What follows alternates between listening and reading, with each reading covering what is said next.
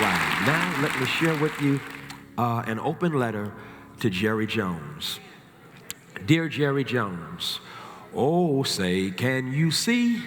You have fumbled an opportunity to intercept a lie and use your privilege to score for justice. As a lifelong fan of the Dallas Cowboys who once enjoyed season tickets, it's heartbreaking that you have taken a stand on the wrong sideline of history. As training camp opened, you used your mighty microphone to passionately pronounce that there is no room on the Dallas Cowboys for the right to protest for right during the national anthem.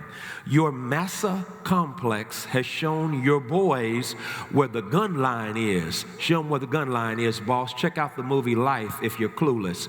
And they had better not cross it. Your quarterback, who went to school in the same state where Emmett Till was lynched, Fannie Lou Hamer was brutally beaten by police, Medgar Evers was assassinated, and remains a place of wicked white supremacy, vicious police misconduct, and a justice system that is criminal, knows his place and has echoed your sentiment and committed a terrible turnover for freedom. Oh, say did he see white Mississippi police officer Daniel Starks tasing a handcuffed black man for no reason.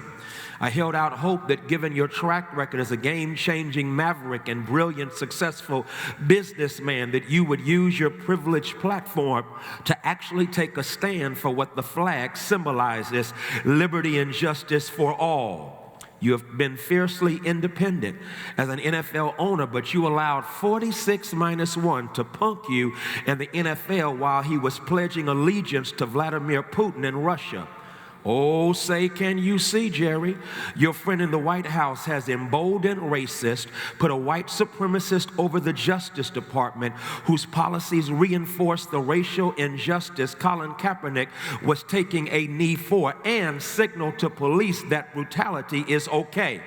I guess that's why you reaffirmed your partnership with Papa John's Pizza while saying nothing to denounce the ugly bigotry dripping from the lips of the former owner. Colin Kaepernick took a knee during his last season as a quarterback for the 49ers because he was sick and tired of black sisters and brothers dying, mothers crying, and police departments lying.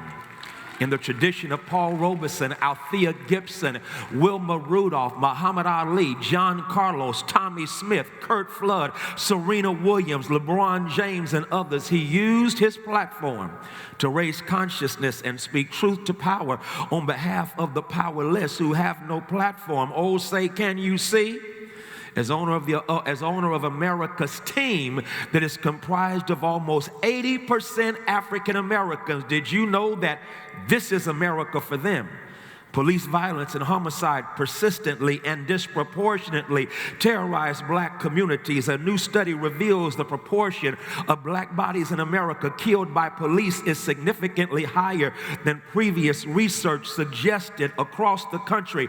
Black men are over 3 times more likely to be killed by police than white men, according to a study published in the American Journal of Public Health. In an analysis of all male homicides between 2012 and 2018, 8% occurred at the hands of police who serve and protect you. Researchers found of nearly 6,300 reported deaths during the 6-year count, almost 1,800 were black. This is America. Oh, say, can you see, Jerry? Police killings are highest among black men across the United States. Lead author Frank Edwards is sadly correct when he interprets police operate completely differently in different places.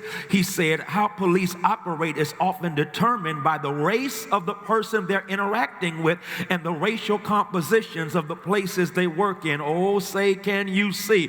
The vast majority of players live in this America. Yes, their contracts may have allowed them to move into nicer neighborhoods, but their black skin still means they are seen as suspects who pose a threat. Sadly, your son Stephen seconded your motion and brazenly declared, if you want to be a Dallas Cowboy, you will stand for the national anthem. This is one instance where the blatant hypocrisy of your organization just may exceed your racist insensitivity.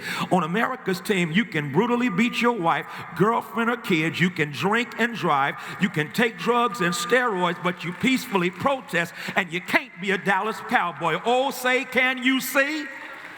It's evident, Jerry, that you never had to give Stephen the talk and tell him about how to behave in the presence of police officers. Have you, Jerry? Ask your black players about the talk. Oh, say, can you see, and have you noticed the news accounts where black folk have the police called on them for breathing, going to Starbucks, lounging in university common areas where they are enrolled, selling water as an 8-year-old, eating at Waffle House, and doing community service as a sorority. The brilliant actor Ving Rhames shared his terrifying experience with racism that resulted in police putting a gun in his face at the front door of his own home in Brentwood, California, because a neighbor called 911 saying that he was breaking into what was his own house. Have you or Stephen ever had the police called on you because of the color of your skin? Have you or Stephen ever been stopped by the police and worried that you wouldn't come out of the stop alive? Oh, say, can you see, Jerry? I wish you had the courageous empathy of the gifted actress Anne Hathaway. She gets it. Anne Hathaway is outraged by the fatal stabbing of 18-year-old Nia Wilson by a white man.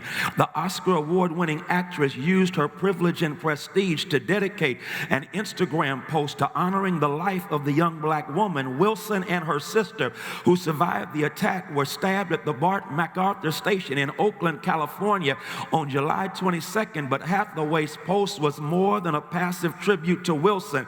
It was a wake-up call and a courageous critique of those who are oblivious to black pain and hide behind their white privilege and fail to take action in the face of violence, injustice, and racism, describing Wilson's murder as unspeakable. The Ocean's 8 star acknowledged her own privilege while calling for white people to get off the sidelines of indifference and privilege and step up. Oh, say, can you hear her, Jerry? Here's what she said. White people, including me, including you, must take into the marrow of our privileged bones the truth that all black people fear for their lives daily in America and have done so for generations, she wrote.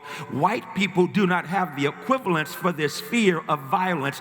Given those givens, we must ask our white selves, how decent are we really? Not in our intent, but in our actions, in our lack of actions. She ended the message with the hashtag Black Lives Matter, as well as hashtag anti-racist, hashtag no excuse, hashtag say her name, hashtag earn the right to say her name. Jerry, she's a winner.